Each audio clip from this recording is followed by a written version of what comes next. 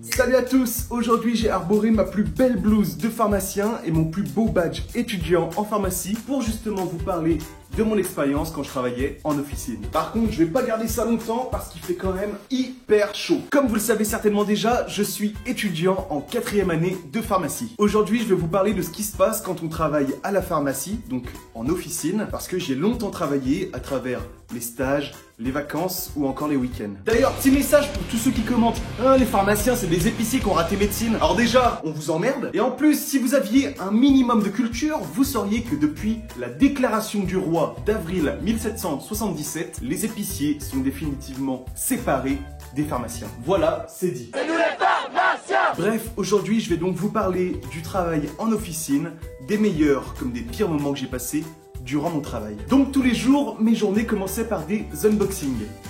Oui, exactement, comme les youtubeuses beauté, sauf que là c'était beaucoup moins cool puisque c'était pas des cadeaux, mais des médicaments. Voilà. Mais c'était surtout le seul moment de la journée où j'étais assis. Et ça vraiment, j'appréciais. Parce qu'à la fin de la journée, j'avais tellement mal aux pieds que je pouvais tomber amoureux d'une chaise. Oui, d'une chaise. Et quand j'avais enfin fini de réceptionner les médicaments, j'allais au comptoir servir les patients. Et c'est là que ça devient drôle. En fait, il y a des patients qui voient très bien que je suis jeune et encore étudiant.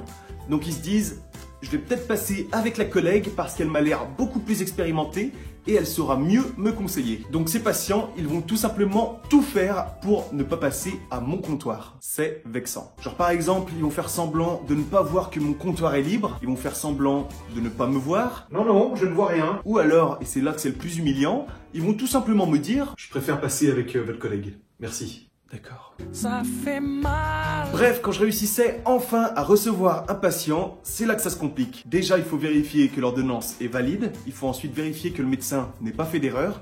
Et mine de rien, ça m'est déjà arrivé plusieurs fois d'appeler le médecin pour le corriger. Donc il faut quand même être assez vigilant. Ensuite, il faudra expliquer au patient à quoi sert chaque médicament, comment le prendre et pendant combien de temps. Ça, c'est vraiment très important. Ça fait partie de ce qu'on appelle l'observance. Ça permet de guérir plus rapidement et d'éviter les effets indésirables. Ça, c'est vraiment hyper important, surtout pour les papis et mamies qui arrivent à la pharmacie avec des ordonnances à rallonge, parfois plusieurs pages.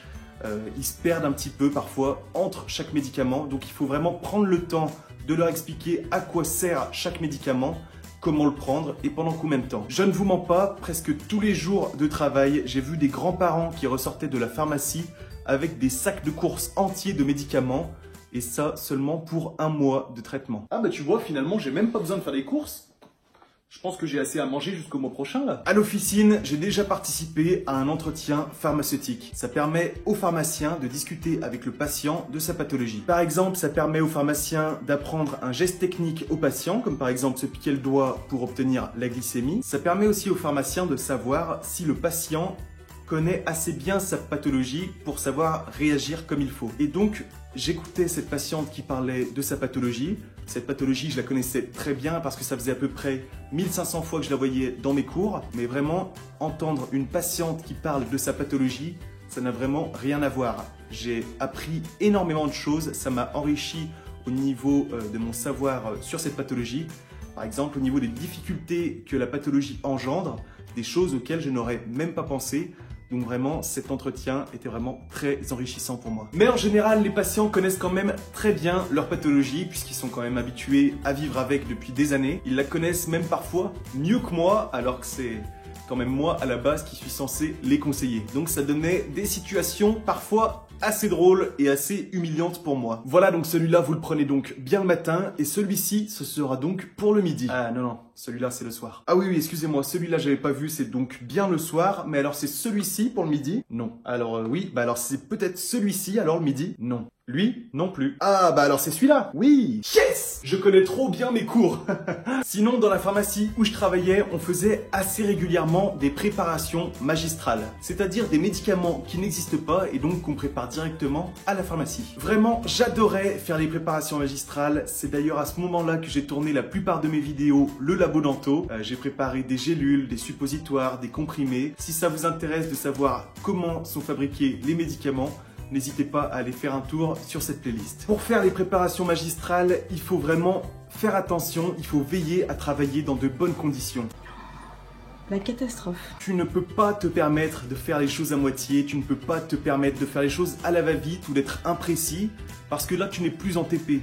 Tu es dans des conditions réelles, les médicaments ne vont pas terminer à la poubelle comme en TP, mais dans le corps d'un patient malade. Sinon, comme dans tous les laboratoires, on manipule des produits potentiellement dangereux, irritants, ou des objets coupants, donc il faut évidemment faire attention à ne pas se blesser. Mais si vous n'êtes pas totalement rassuré à l'idée de faire vos stages, je peux éventuellement vous proposer de souscrire à une responsabilité civile professionnelle de la MACSF. La MACSF est donc une assurance dédiée aux professionnels de santé, mais également aux étudiants, puisque pour vos stages, elle vous propose une responsabilité civile professionnelle pas très chère, puisqu'elle est gratuite. Et ça vous garantit en cas de dommages corporels ou matériels lors d'un de vos gestes médicaux. Je suis donc rentré en contact avec eux et ils ont eu la gentillesse de sponsoriser cette vidéo. Merci la MACSF. Allez, maintenant je vais vous parler des moments assez drôles ou gênants qui me sont arrivés quand je travaillais à l'officine. Il y a vraiment un truc qui peut te ridiculiser en 2 secondes, c'est la notice. La fameuse notice. Par exemple, ça c'est pour les asthmatiques, donc c'est de la ventoline. Donc parfois tu as besoin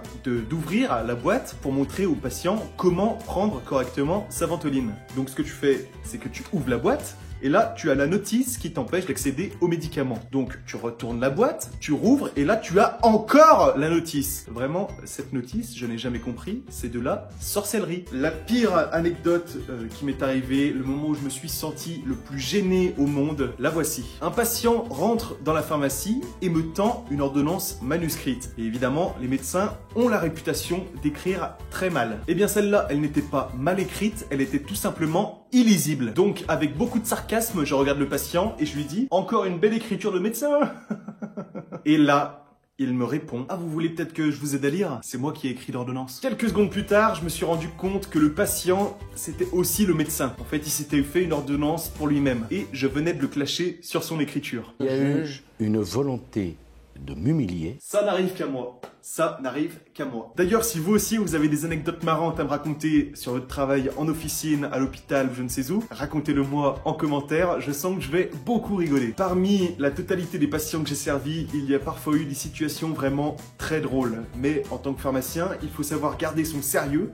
Parce que parfois, le patient est tout simplement très gêné de venir nous voir. Tu as des patients parfois qui sont assez gênés et qui essayent de nous faire comprendre plus ou moins ce qu'ils ont à travers des bruits, à travers des gestes. Oui, bonjour monsieur, je viens voir parce qu'en fait, depuis ce matin, je suis...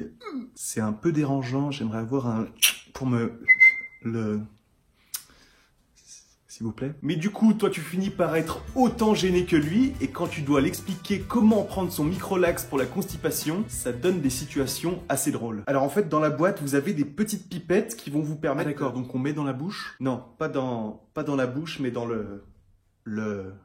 Oui, non, si. Tous les patients ne sont pas comme ça, il y en a quand même qui ont beaucoup moins de tact. Oui, bonjour. Bon, je venais vous voir parce que là, depuis 2 semaines, j'ai une diarrhée, mon pauvre. Mais alors, liquide, ça crépite toute la faïence du chiotte, je n'en peux plus. Pis ça, c'est sans vous parler de mes hémorroïdes. Ça éclate, ça saigne de partout, c'est dégueulasse. Puis je voulais aussi vous parler de mon infection que j'ai au bijou. Depuis 4 jours, ça commence à sortir du pu. Alors là, ça commence à m'inquiéter. Qu'est-ce que vous pouvez me conseiller? Bon, tiens, prends ça. Prends ça aussi, puis ça aussi, puis en fait, prends tout. Voilà, prends tout et va-t'en, s'il te plaît. Il y a un truc aussi qui me ridiculise à chaque fois, c'est pour rendre la monnaie. Voilà, je suis extrêmement nul pour rendre la monnaie. Par exemple, si un produit coûte 4,30 €, il y a un patient parfois qui va me donner 10,40 € pour m'arranger, selon lui. Alors moi, ça m'arrange pas du tout. Donne-moi 10,30 € ou 10 €, mais pas 10,40 €. Hein, parce que dans ces moments-là, je stresse carrément et je ne sais plus du tout compter. Dernière humiliation, il y a parfois des grands-mères d'à peu près 90 ans, tu vois, qui rentrent dans la pharmacie et mes collègues leur disent « Désolé, mais je suis pas disponible là, allez voir le beau jeune homme là-bas au comptoir. » Et ce qui est humiliant, c'est quand les grands-mères répondent « Ah oui, bah avec plaisir, en plus c'est vrai qu'il est quand même bien mignon. » Voilà, donc quand j'y pense, je me suis fait plus souvent draguer par des grands-mères de 90 ans que par des filles de mon âge. En tout cas, travailler en officine, ça a vraiment été très formateur pour moi. Ça m'a permis de mieux connaître le métier de pharmacien d'officine et manipuler les médicaments au quotidien. Mine de rien, ça m'a quand même beaucoup aidé pour les révisions des partiels. Et travailler en officine, ça m'a permis aussi de me rendre compte qu'être malade, ça coûte cher, très cher. Mais ça ne coûte rien, ou presque rien, aux malades. On a de la chance, vraiment énormément de chance en France, d'avoir une assurance maladie aussi performante. Le remboursement des médicaments fait parfois débat, mais quand même, j'ai vu des médicaments, une boîte de médicaments pour un mois qui coûtait plus de 600 € et le patient repartait de la pharmacie sans rien payer. Ça, c'est quand même incroyable et complètement impensable dans d'autres pays. Il faut vraiment qu'on se rende compte en France de la chance qu'on a. C'est votre solidarité qui a permis de sauver des vies. Alors, embrassez votre carte vitale et portez-la bien haut comme si c'était le Saint Graal. C'est l'histoire de la vie. J'ai vraiment beaucoup aimé travailler en officine.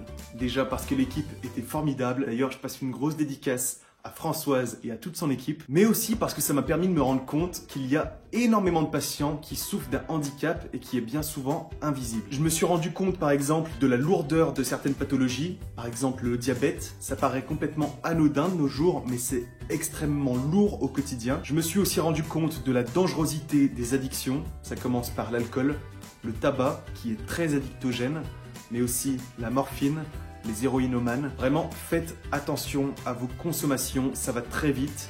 La drogue, ce n'est pas un jeu. Il n'y a rien de cool dans la drogue.